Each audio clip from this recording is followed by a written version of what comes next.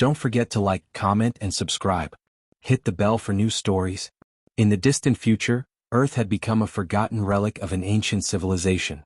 The world as humans knew it was a decayed wasteland, a barren planet ravaged by war, greed, and environmental collapse. The species that had once ruled the globe had dwindled to a few isolated pockets, hiding from the new powers that now dominated the galaxy. The Sinter, the race of hyper-intelligent insect-like beings, had ascended to the top of the galactic food chain, their vast empire stretching across a dozen star systems. Their appearance was both beautiful and terrifying. 6 limbs, multifaceted eyes, chitinous exoskeletons that shimmered with a strange iridescence. Though they looked insectoid, their minds operated on a completely different plane, intellectually superior to anything human beings could comprehend. It was not just their physical form that set them apart, but their approach to life. The Sinter viewed the universe as a grand, ordered system, one in which every organism, planet, and species played a part in a delicate balance. Their evolution had been a journey toward perfect efficiency. As the Sinter spread their influence across the stars, they encountered other species, some advanced, some primitive, but it was humanity that intrigued them the most. Humans, in their short time in the cosmos, had made a name for themselves through their audacity. A chaotic species, full of contradictions, both destructive and creative, selfish and altruistic, impulsive and visionary. To the Sinter, humans were a fascinating anomaly, something to be studied, dissected, and eventually shaped. The first contact was not made with great fanfare. No grand declaration of peace or war. Instead, it began in silence. The Sinter, always watching, had kept track of humanity's rise and fall, of their desperate attempts to survive, their ambition to explore the stars, and their inevitable self-destructive tendencies. But then something unexpected happened. In the year 2456, a small experimental colony on Mars had made an extraordinary discovery, one that would change the course of human history forever. Beneath the red sands, the colonists uncovered an artifact of immense power, a relic from a long-dead civilization. It was an advanced machine, incomprehensible in design, yet unmistakably alien in origin. The discovery of the artifact sent shockwaves through the scientific community. Humanity had found something that was older than their species, older than their entire solar system, even. It was not just a tool, it was a key that unlocked something even more profound. But no one realized the true implications of this discovery, not yet. The Sinter, of course, knew. They had been waiting for this moment. The machine had been buried for a reason, placed on Mars millennia ago by an ancient civilization that had long since perished. It had been left behind as a warning, a marker for the rise of a species that would challenge the established order of the galaxy. As the humans began to probe the artifact, they inadvertently activated it. A strange, humming energy emanated from it, and within moments, a massive, silent ship appeared in orbit above Mars.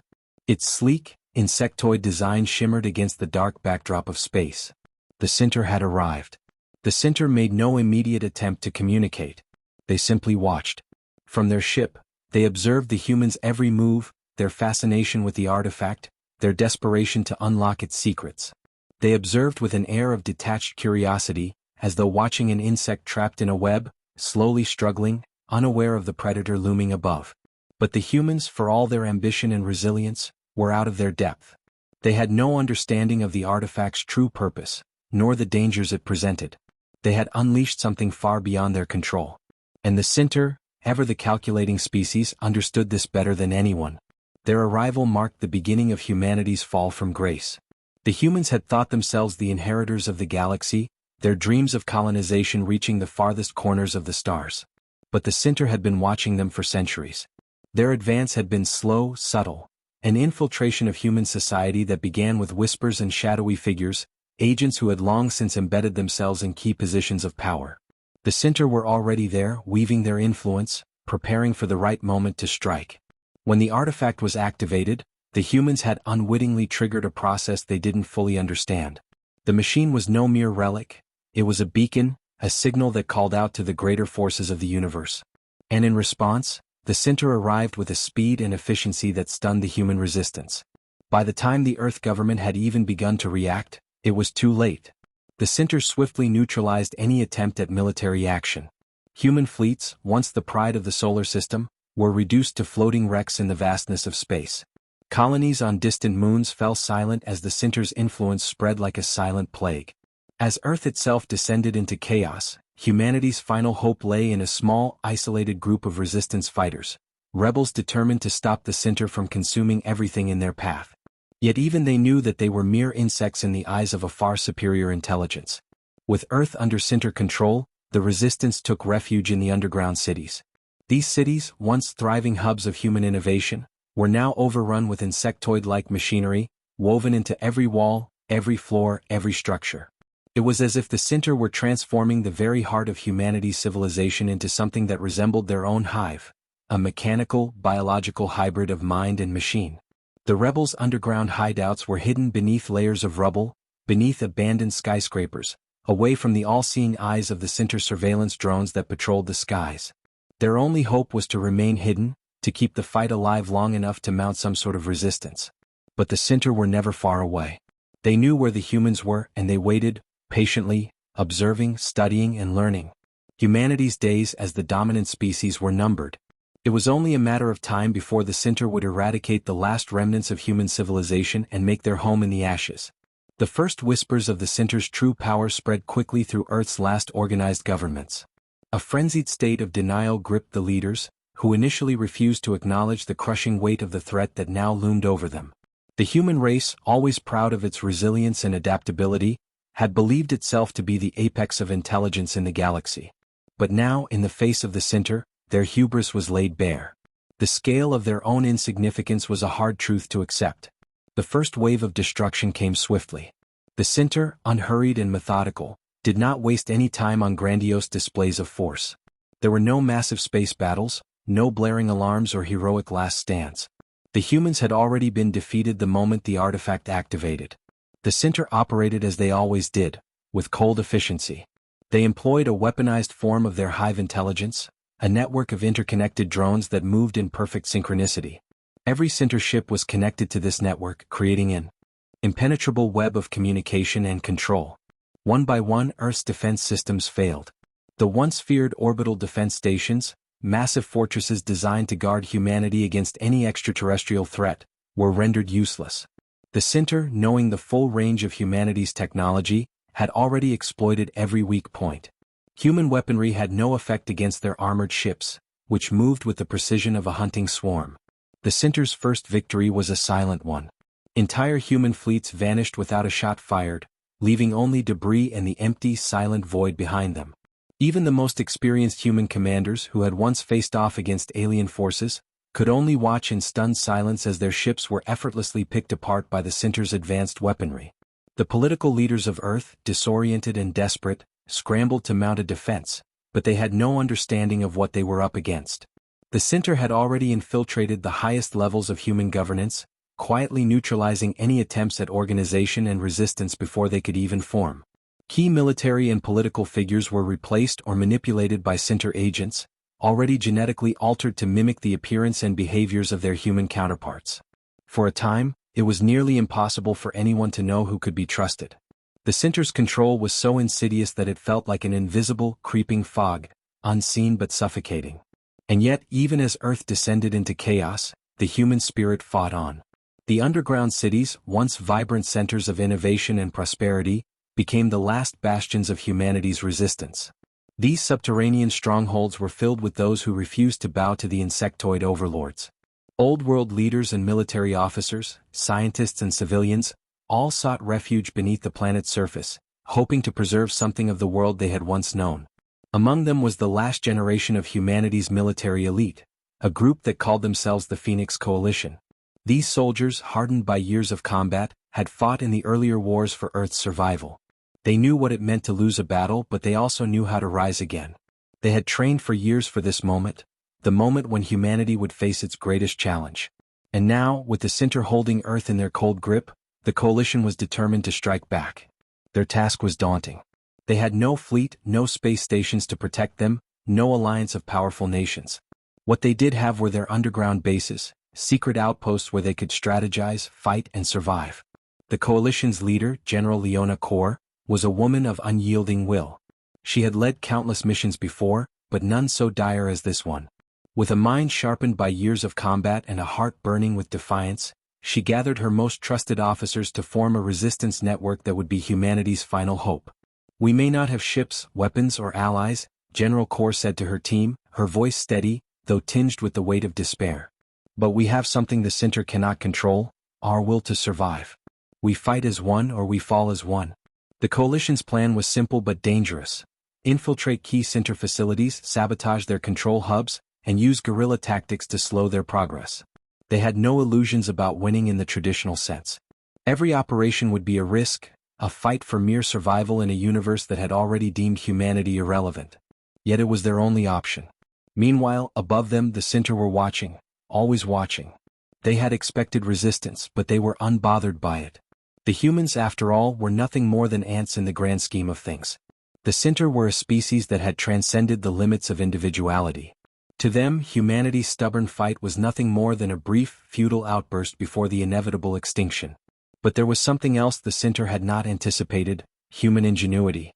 Even as their cities crumbled and their fleets disintegrated, the humans clung to their defiance. It was not a grand defiance, not a stand against an empire, but something more primal. It was the will to survive, to adapt, to find new ways of fighting. And in the darkest depths of the underground cities, humanity's final weapon was quietly being forged. The Phoenix Coalition had a secret, something that, while born of human desperation, held the potential to change everything. A project, years in the making, that could give them the edge they so desperately needed. A device capable of disrupting the Center's hive mind, even if only for a brief moment. The Phoenix Coalition knew that their chances were slim. The Center's hive intelligence was formidable, and disrupting it could provoke the annihilation of their last stronghold. But it was a risk they had to take. As the first successful test of the device took place deep underground, the Coalition's officers gathered around, silent and still. The hum of energy in the chamber was electric, as if the very air vibrated with the tension of the moment. General Kor watched the device flicker to life, and for the first time in months she allowed herself a small, fleeting glimmer of hope.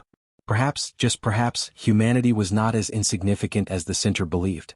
The underground cities were a world of their own, vast labyrinths of tunnels and chambers carved from the planet's crust, lit by flickering lights powered by scavenged energy cores. What had once been thriving hubs of commerce and culture had become a stark contrast to the glittering surface of human cities of the past. Now, these subterranean havens were crowded with desperate survivors, resistance fighters, and the remnants of humanity's once great scientific minds. The Center, for all their dominance, were not omniscient. Their surveillance drones skimmed over Earth's surface, mapping every abandoned ruin and scanning for life signs, but the underground cities were carefully shielded. The Coalition's engineers had created a network of electromagnetic dampeners that rendered their presence invisible to the Center's hive network. Here, in the dimly lit depths, humanity prepared its final stand. General Leona Kor stood at the center of a command room bustling with activity. Screens displayed shifting maps, encrypted communications, and the occasional grainy feed of Center-controlled surface installations. The Coalition's greatest minds worked tirelessly, poring over every scrap of intelligence, every intercepted signal. It was in these shadows that humanity's greatest strength, its ingenuity, began to shine. "How close are we?" Kor asked, her voice cutting through the low hum of conversation. Dr. Elias Mercer, a weary scientist with deep-set eyes, glanced up from his console. His once pristine lab coat was frayed, a reminder of the chaos that had consumed their world. "We've completed the final adjustments to the device," he said. "It's ready for deployment. But General, we still don't know the full extent of what it will do to the Center hive mind. The disruption could trigger a counterattack," Kor finished for him, her tone grim. "We're well aware of the risks, Doctor. But sitting here and waiting for extinction is not an option. What's the status of our infiltration teams?" Colonel Idris Vance, a grizzled veteran with a cybernetic arm, stepped forward. "The teams are in position, General. We've located the primary hive relay beneath the new Pacific Zone. It's heavily fortified, but we've got a clear shot to plant the device." The new Pacific Zone was one of the largest Center-controlled regions on Earth. Once a sprawling megacity that had risen from the ashes of environmental collapse, it was now a desolate expanse of crumbling skyscrapers and sprawling Center infrastructure. The relay hub was the linchpin of their local hive network, a massive spire of chitinous machinery pulsating with an eerie, green light. If the Coalition could disrupt it, they might sever the Center's control over the region, at least temporarily. As the infiltration teams prepared for their mission, the atmosphere in the underground city grew tense. The stakes were clear. Failure meant not only the loss of their operatives but the potential discovery of their entire hidden network.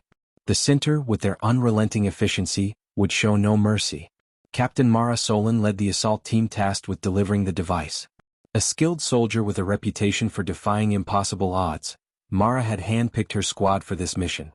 Each member was a specialist: engineers, demolitions experts, and stealth operatives, trained to operate in hostile environments. The team moved silently through the darkened tunnels, their boots crunching softly against the debris-strewn ground. They carried the disruption device in a reinforced case, its surface glowing faintly with an unearthly blue light. It was the culmination of years of desperate innovation, a blend of human technology and reverse-engineered center systems. If it worked, it would unleash a concentrated pulse of electromagnetic energy, designed to overload the center's hive mind in the region. But the center were not unaware of humanity's movements. The hive had begun to notice strange disruptions, minor anomalies in their network, faint signals that hinted at the presence of human activity. And the closer Mara's team got to the relay hub, the more dangerous the journey became. The new Pacific Zone was a sprawling wasteland of collapsed structures and alien growths. The center had transformed it into something that resembled their homeworld, a grotesque combination of organic and mechanical architecture. Towering spires of chitin rose into the sky, and the air buzzed with the sound of drones patrolling the area. Mara's team moved with precision, slipping past patrols and automated sentries. Every step was calculated, every movement rehearsed. They had studied the layout of the relay hub for weeks, memorizing every entry point, every blind spot. But as they approached the massive structure, a low, vibrating hum filled the air. It was a sound that sent a chill down their spines, a reminder of the intelligence that watched their every move. "Keep moving," Mara whispered, her voice barely audible over the hum. "We're almost there." The relay hub loomed ahead, its surface pulsing with a sickly green light. The team quickly spread out, planting charges to create a diversion while the device was set up. Mara knelt beside the case, her hands steady as she activated the device. Its core began to spin, emitting a faint high-pitched whine that grew louder with each passing second. "Device armed," she said, her voice firm. "We've got 5 minutes. Let's move." As the team retreated, the device unleashed its pulse, a massive wave of energy that rippled through the relay hub and the surrounding area. The effect was immediate. The spire's green light flickered and dimmed, and the hum of the hive network fell silent. Across the region, center drones froze mid-air, their movements jerky and disoriented. The pulse had worked. But the center hive was not so easily defeated. In the moments following the disruption, a new sound filled the air, a sharp, chittering noise that seemed to echo from all directions. The center's response was swift. From the spire, a wave of insectoid warriors emerged, their multifaceted eyes glowing with an unnatural light. They moved as one, converging on the source of the disruption. Mara's team fought desperately to hold their ground, but they were outnumbered and outmatched. As they fell back toward their extraction point, Mara could see the hive spire beginning to repair itself, its green light slowly returning. "We've bought ourselves some time," she muttered, her voice laced with exhaustion. "But this isn't over." The air in the underground command center was thick with tension. General Kor stood motionless, her sharp gaze fixed on the flickering screens that displayed fragments of the mission's aftermath. The disruption device had achieved its purpose, temporarily severing the hive mind in the new Pacific Zone, but at a heavy cost. Captain Mara Solon's team had barely escaped, and several members hadn't made it back at all. Dr. Mercer's voice broke the uneasy silence. "We've confirmed the pulse destabilized the hive mind for approximately 20 minutes. Long enough to disorient their drones but not enough to cause lasting damage." His tone was cautious, as if even this small victory could vanish if examined too closely. "And their response?" Kor asked, though she already knew the answer. Colonel Vance stepped forward, his expression grim. "Massive troop movement, General. The center are mobilizing. Our intelligence suggests they're no longer content with passive observation. They're hunting us now." Kor nodded, absorbing the implications. She turned to the gathered leaders and scientists who made up the coalition's council. "We knew this day would come. We've rattled the hive and now they'll come for us. But this was never about winning a war outright. It's about survival. We fight, we adapt, and we endure." The room was silent as her words settled over them. Endurance had always been humanity's strongest trait, but now it felt like grasping at smoke. The center were more than an enemy, they were an overwhelming force of nature. In the hours that followed, the coalition began to mobilize. The underground city buzzed with frenetic energy as engineers fortified defenses, soldiers prepared for combat, and operatives scrambled to gather intelligence on the approaching threat. The Sinter's retaliatory strike was inevitable. The only question was how much time they had left. Mara Solon sat in the infirmary, her left arm in a sling, staring at the empty beds where her fallen squad mates should have been. Survivor's guilt gnawed at her. She replayed the mission in her head, searching for ways she could have saved them, though she knew it was futile. "You can't blame yourself," came a voice from the doorway. Mara turned to see Colonel Vance leaning against the frame, his cybernetic arm glinting under the harsh overhead light. "Can't I?" she replied bitterly. "I led them into that death trap. I should have known we'd be overwhelmed." Vance stepped closer, his voice steady. "They knew the risks and they trusted you. You brought back the intel we needed and kept the device safe. Without you we'd have nothing." Mara looked away, her jaw tightening. "And now the Sinter are coming for us. Tell me how that's a victory." Vance placed a firm hand on her shoulder. "It's a step forward. And in this war, every step counts." Meanwhile, in the upper levels of the underground city, Sinter drones began probing the perimeter. At first it was subtle, scouting. Units silently gliding through the ruins above. But within hours the probes intensified. Swarms of drones hovered over collapsed buildings, their glowing green eyes scanning for signs of life. The dampeners held, masking the coalition's presence from direct detection, but it was only a matter of time before the Sinter found another way in. The hive mind was relentless, its collective intelligence adapting to every new challenge.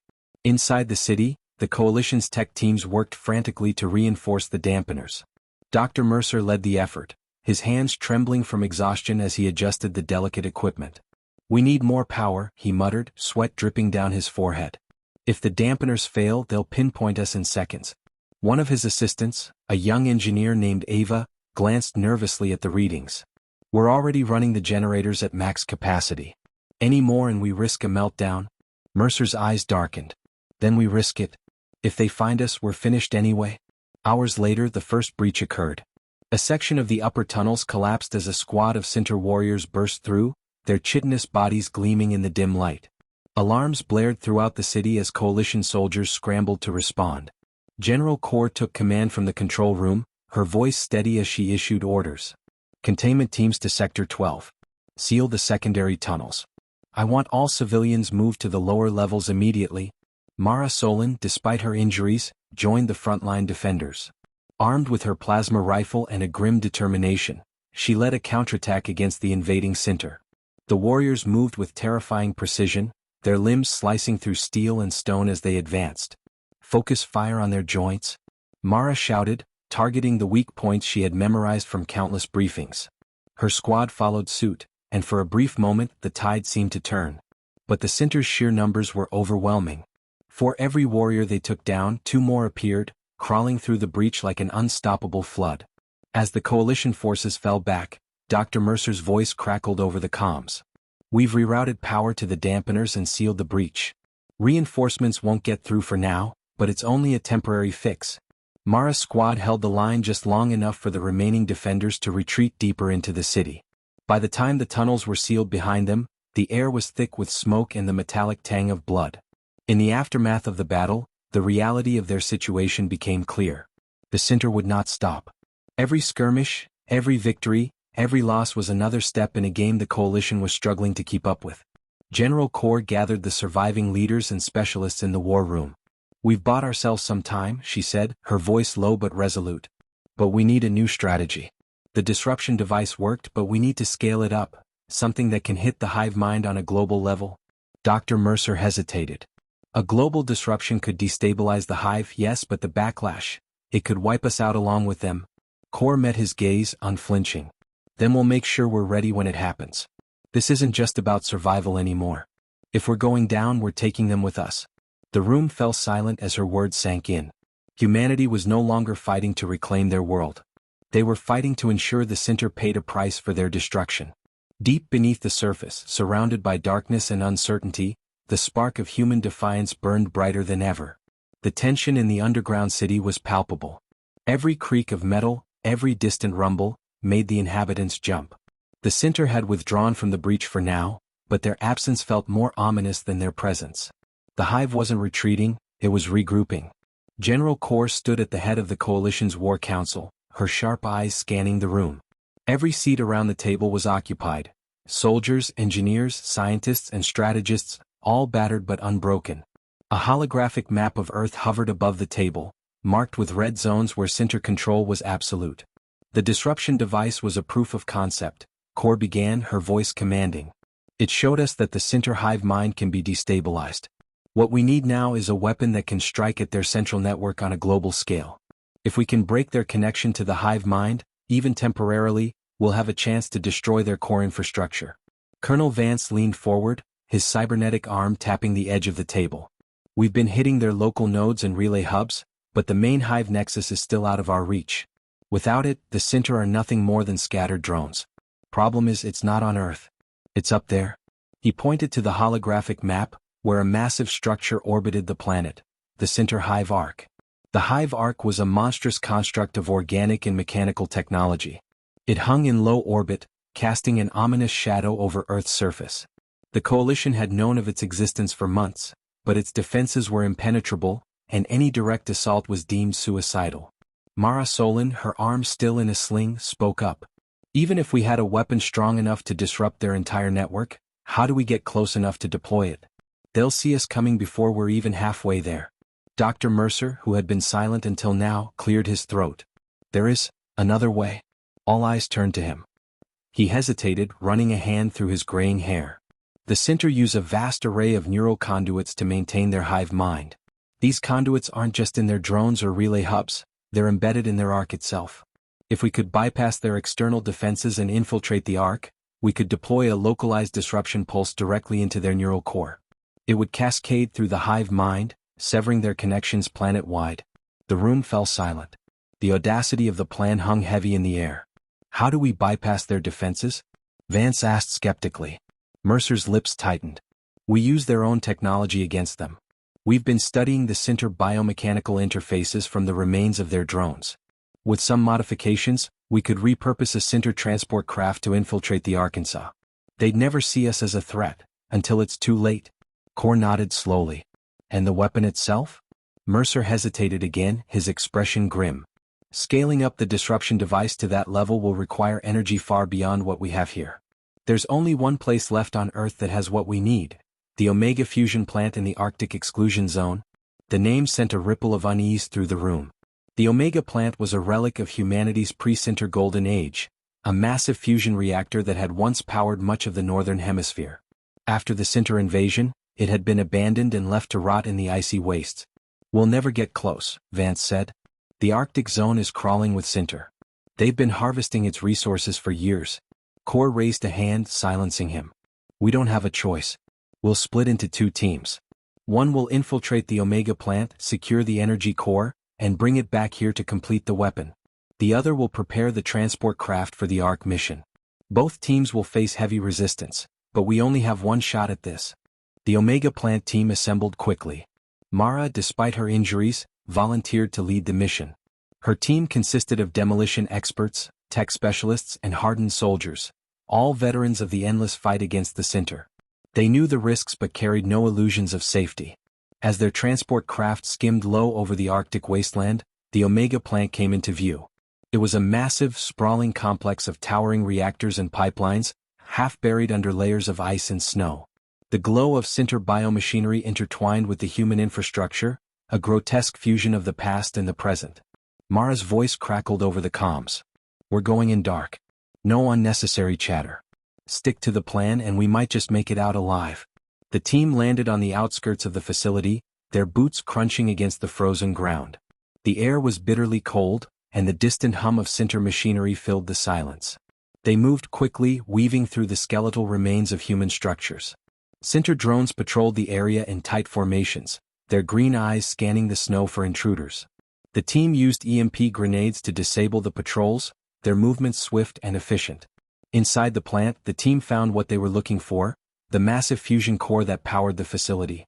Its central chamber was bathed in an eerie blue light, pulsating with the energy they needed. But the Center were already aware of their presence. The moment the team began extracting the core, alarms echoed through the facility. The drones outside converged, their movements more erratic and aggressive than before. Mara barked orders, her voice cutting through the chaos. Hold them off. We need 5 more minutes. The battle was brutal. The center came in waves, their sheer numbers overwhelming. Mara's team fought desperately, every second bought with blood. When the core was finally extracted, Mara ordered the retreat. Carrying the massive energy core, they sprinted back to their transport craft. The icy wind howled around them, and the ground shook as the center drones gave chase. They barely made it aboard before the craft lifted off, the pilot pushing the engines to their limit. As they soared into the sky, Mara slumped into her seat, her body aching but her resolve unbroken. The mission was a success, but the cost was steep. The underground hangar was a hive of its own. Engineers worked tirelessly, modifying a captured center transport craft to house the disruption device. The coalition's best pilots and soldiers stood by, reviewing the plans for the Ark infiltration. Every movement, every sound, carried the weight of finality. General Kor strode into the hangar, her presence commanding silence. Her voice was steady, though her tone betrayed the gravity of the moment. This is humanity's last stand. The Hive Ark is their brain, their heart. If we destroy it, we cut the center off from each other. If we fail, we die as one species devoured by another. She looked to Mara Solon, who was now fully geared up and leading the infiltration team. Mara's face was hardened, her injuries concealed beneath combat armor. You're the tip of the spear, Kor said, meeting her gaze. We're all counting on you. Mara nodded sharply, the weight of responsibility settling on her shoulders. We'll get it done. The transport launched into the cold void of space, its modified hull cloaked to mimic the center's own energy signatures. Dr. Mercer, seated at a console near the center of the craft, monitored the disruption device. Its glowing core pulsed with an ominous rhythm, a reminder of the power it held and the danger it posed. This is the most fragile phase, Mercer murmured. If the Hive Ark detects even the faintest anomaly, we won't make it to the docking bay. Mara sat across from him, double-checking her team's equipment. They won't notice us until it's too late, she said firmly, though the tension in her voice hinted at her doubt. The crew watched through reinforced windows as the Hive Ark loomed larger. The alien structure was a monstrous lattice of organic and mechanical design, its surface alive with writhing drones and pulsating conduits. A low hum filled the craft as they approached the docking bay, the transport system syncing seamlessly with the Ark's commands. When the craft landed, the team moved quickly. Mara led them into the labyrinthine corridors of the Hive Ark, their footsteps muffled by the organic material underfoot. The air was thick with a strange electrical charge, and the walls pulsed faintly as if alive. Stay close, Mara whispered over comms. Keep your energy signatures low. The Hive Ark was vast, its interior a maze of tunnels and chambers. The team navigated using schematics pieced together from fragmented center data. Every corner they turned revealed more of the Ark's alien ecosystem: glistening conduits, glowing pods, and drones moving with eerie precision. Dr. Mercer paused as they entered a massive chamber. In its center was a towering structure, its surface covered in glowing green filaments that extended into the walls like veins. That's it, Mercer whispered. The neural core. If we can reach the base, I can upload the disruption signal directly into the hive mind. Mara motioned for the team to move forward. Let's go. Quietly. But the center were not oblivious to their presence. As the team advanced, the filaments began to pulse erratically, and a low vibration rippled through the chamber. They're aware of us, Mercer said, panic creeping into his voice. Mara cursed under her breath. Form up. Defensive positions. The drones came quickly, pouring into the chamber from hidden alcoves and side tunnels. Their chitinous bodies gleamed under the green glow, their claws and limbs slicing through the air. Buy me time. Mercer shouted as he connected the disruption device to the neural core. Mara and her team formed a tight perimeter, their weapons lighting up the chamber with bursts of plasma and EMP rounds. The center pressed in from all sides, their movements fast and unrelenting. Mercer, how much longer? Mara demanded as she fired at a drone that had broken through the line. Almost there. Mercer replied, his fingers flying over the console. The team fought valiantly, but the center's sheer numbers began to take their toll. Mara saw two of her squad mates fall, their screams lost in the chaos. Finally, Mercer shouted, "It's done. The pulse is primed." Mara activated her comms. "Control, this is Solon. The device is set. Detonation in 60 seconds. Pull us out." In the underground command center, General Kor received the message. Her jaw tightened as she gave the order. Initiate remote extraction. The Coalition's remaining orbital assets launched an automated retrieval craft toward the Hive Arkansas. It broke through the atmosphere and locked onto the infiltration team's location. Back on the Ark, the team began their retreat, fighting every step of the way. The disruption device was now live, its core glowing with increasing intensity. "We're not going to make it," one soldier panted as they reached the docking bay, the drones still swarming behind them. "Keep moving," Mara shouted, firing into the horde. The extraction craft arrived just in time, its hatch opening to reveal a narrow escape route. Mara and the survivors climbed aboard, their armor scorched and bloodied. As the hatch sealed, Mara collapsed into a seat, gasping for breath. Through the viewport, she could see the Hive Ark trembling as the disruption pulse activated. The effect was immediate and catastrophic. The glowing filaments throughout the Ark went dark, and the drones froze mid-motion. The massive structure shuddered violently, its organic components unraveling as the pulse cascaded through the Hive mind. The destruction of the Hive Ark sent shockwaves across the planet, literally and figuratively. The moment the disruption pulse severed the center's neural core, every drone on Earth faltered. Some collapsed, their movements reduced to twitching spasms, while others simply froze, their glowing green eyes fading to black. For a fleeting moment, humanity dared to hope. In the Coalition's underground command center, cheers erupted as the Hive Ark's destruction was confirmed. General Kor allowed herself a small smile, though the weight of the war still pressed heavily on her shoulders. Dr. Mercer, standing at her side, examined the incoming data with a critical eye. "The global network is down," he said, his voice measured. "But we're not out of the woods yet. Some drones are regaining function, operating independently. They're no longer coordinated, but they're still dangerous." Kor nodded. "Then we capitalize on their disarray. This is our best chance to strike back and reclaim our planet." She turned to the room, her voice rising with authority. "Prepare all available units. We take the fight to the center, now." Mara Solon stood with her team near the remnants of the extraction craft. They had barely survived the escape from the Hive Ark, and the losses weighed heavily on her. Out of a dozen who had entered the Ark, only 5 remained. The calm in her ear crackled to life with Kor's voice. "Solon, report." "Alive, barely," Mara replied. "The Ark's destruction worked, but the ground situation is chaotic. Drones are scattered, but we're seeing signs of localized regrouping." "Good work, Captain. Your new orders are to lead an assault on the center reclamation zones near the Pacific coast. We're mobilizing every available unit to crush their strongholds while they're vulnerable." Mara clenched her fists, the fatigue in her body momentarily forgotten. "Understood. We'll move out immediately." The Coalition launched a planet-wide offensive, hitting the center with everything they had. Resistance cells from across the globe emerged from hiding, striking at key locations with renewed vigor. What the center once held with unyielding strength was now crumbling under the weight of human defiance. Mara's team spearheaded the assault on the Pacific Reclamation Zone. The coastline was a stark contrast to the ruins of the cities they had once known. Towering organic spires stretched into the sky, pulsating with faint green light as they attempted to re-establish the Hive's lost network. "We take out those spires," Mara said, briefing her squad as they approached the zone. "They're trying to rebuild their communications. If they succeed, we're back to square one." The battle began with a coordinated strike. Coalition aircraft rained plasma missiles on the outer defenses, while ground troops surged forward under the cover of smoke and debris. The center, though disorganized, fought back with the ferocity of a cornered beast. Mara led her team through the chaos, targeting the base of the nearest spire. As they set charges to destroy it, a massive center warrior emerged from the shadows, its body scarred but still deadly.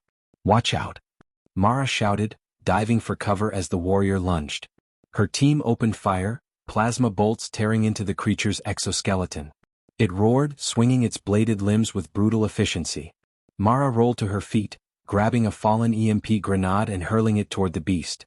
The grenade detonated, sending an electromagnetic pulse rippling through the air. The center warrior spasmed, its movements slowing just enough for Mara to fire a precise shot into its exposed core. The creature collapsed, its glowing eyes fading to black. "Charges set," one of her squad mates yelled. "Fall back," Mara ordered, pulling her team away as the spire detonated in a brilliant explosion. Meanwhile, in the Arctic, General Kor coordinated the final phase of the global offensive. The Coalition's forces were stretched thin, but the momentum was undeniable. Reports flooded in of liberated zones, destroyed center structures and captured drone components. Dr. Mercer stood beside her, monitoring the network activity. The disruption pulse is still holding, he said. But there's a new signal, something trying to override the chaos. What kind of signal? Core asked. Mercer's face paled. It's a fallback protocol. The Center are initiating self-destruct sequences in their major hubs. They'd rather burn their resources than let us reclaim them. Core's mind raced. Can we stop it? Mercer hesitated. Not globally. But if we can disable the command relays in their largest hub, we might prevent a total collapse. Where is it? Central Africa. The cradle of their invasion. Mara's team was redirected to the African hub, joining a coalition of global forces converging on the site. The landscape was a nightmarish blend of alien and human devastation, the air thick with heat and the acrid stench of burning organic matter. The hub itself was a massive, pulsating structure, its spires extending high into the atmosphere. It was the last remnant of the Center's control network, and it pulsed with a furious intensity, as if aware of its impending destruction. This is it, Mara said, her voice firm despite the exhaustion. We take this out and it's over. The battle that followed was the fiercest humanity had ever fought. The Center threw everything they had into defending the hub, their drones acting with a desperate ferocity. Coalition forces pressed forward, wave after wave of soldiers and machines breaking against the enemy lines. Mara's squad reached the heart of the hub, where the self-destruct sequence was being broadcast. Dr. Mercer, who had insisted on joining the mission, worked feverishly to override the system. Hurry! Mara shouted as drones swarmed their position. I need more time. Mercer yelled, sweat pouring down his face as he worked. Mara and her team held the line, their weapons overheating as they fired relentlessly into the advancing drones. Just as the line began to falter, Mercer shouted, Got it? The hub's core went dark, its self-destruct sequence cancelled. A wave of silence spread across the battlefield as the remaining drones collapsed, their connection severed. The dust had settled, but the scars of the war were far from healed.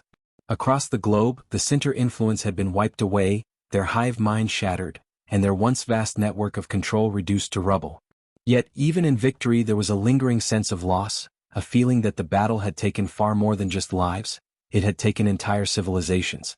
In the Pacific Reclamation Zone, where Mara's team had led the charge, the ruins were now a testament to humanity's resilience. Towering organic spires, once the heart of the Center invasion, had been reduced to crumbling husks, their twisted shapes outlined against the setting sun. It was here, amidst the destruction, that humanity would rebuild. Mara stood at the edge of the battlefield, her boots sinking slightly into the ash-laden ground. She had not slept in days, and yet her mind refused to settle. The adrenaline of the final battle still surged through her, but beneath that, there was an emptiness. The war was over, but what came next? You're thinking too hard, Captain, said a voice behind her. Mara turned to see Colonel Vance approach, his face as scarred as hers, but his steps steady and purposeful. His expression softened as he glanced around at the devastated landscape. We won, Mara said quietly, almost to herself. But at what cost? Vance nodded. The price was high. But we fought for our future. For the future of everyone still standing.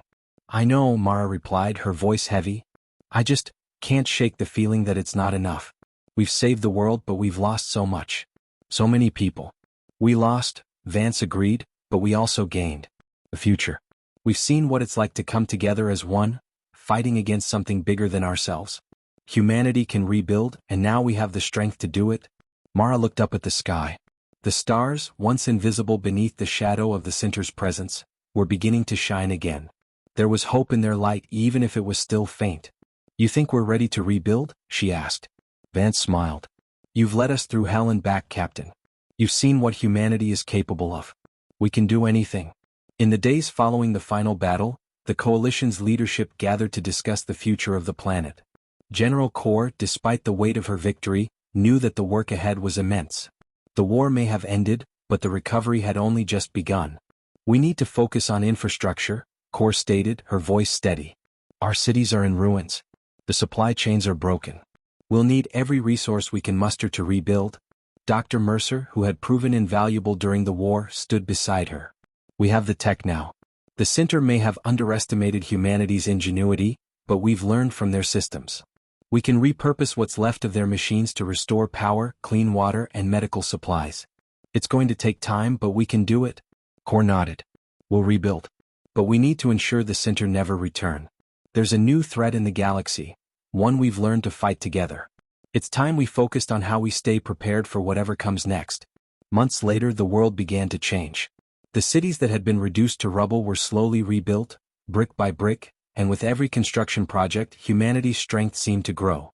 Former enemies became allies, and divisions that once tore them apart now seemed trivial in comparison to the task at hand: survival. Mara had returned to the front lines, this time as a leader of the new Earth Defense Forces. The soldiers under her command were not the same as before. They had been shaped by war, tested by fire, but now they were committed to a different cause. Not just defending against invaders, but defending the hope that had been born from their shared struggle. As she stood on the deck of the new coalition flagship, Unity, watching Earth slowly shrink beneath her feet, Mara felt a renewed sense of purpose. The galaxy was vast, and there were threats out there beyond their home planet. The Center may have been defeated, but they weren't the only ones who had taken notice of humanity. Other species would rise to challenge them. "Ready for your next mission, Captain?" Vance asked, his voice cutting through her thoughts. He stood beside her, arms folded across his chest. "I'm ready," Mara replied, her eyes on the stars. "The fight for Earth is over. Now we take our place in the galaxy." In the quietest corners of space, hidden within the vastness of the universe, a message was being broadcast, intercepted by an ancient race of beings who had watched humanity from afar. It was a simple message, a signal, sent from the Center Hive Arc just before its destruction. The message, encrypted in a language beyond human comprehension, carried an unmistakable warning. The Center were only one part of a larger network, a vast intergalactic empire built on conquest and assimilation. They had come to Earth not as isolated invaders but as a vanguard. As the message echoed through the cosmos, a figure on a distant starship stood at the helm, watching the data unfold. The alien race was ancient, their technology far more advanced than anything humanity had yet encountered. They had been aware of the Center's defeat, but now they knew that the true battle had just begun. The universe was vast, and humanity had only just begun to scratch the surface of the war that awaited them. Back on Earth, in the halls of the New Earth Coalition, General Kor stood at the forefront of a meeting with the newly formed council. Representatives from the remaining nations had gathered, their differences put aside for the first time in history. "We've won the battle for Earth," Kor said, her voice echoing through the chamber. "But we are not alone in this galaxy. We've seen the Center, their methods, their ruthlessness. Now we prepare for what comes next. We may have defeated the Center, but the universe is full of dangers, and it is time for humanity to stand united, not just for survival but for the future of our species." Mara, standing in the back of the room, looked around at the faces of the men and women who had once been divided. They were united now, ready for the next challenge. And though the future remained uncertain, one thing was clear: humanity would face it together. The end. Thanks for watching, everyone. If you enjoyed this video, don't forget to like, comment, and subscribe for more exciting HFY stories. Your support means the world to us. And make sure to tap the bell icon so you never miss an update. Stay tuned for our next adventure, and until then, keep exploring the stars. See you in the next video.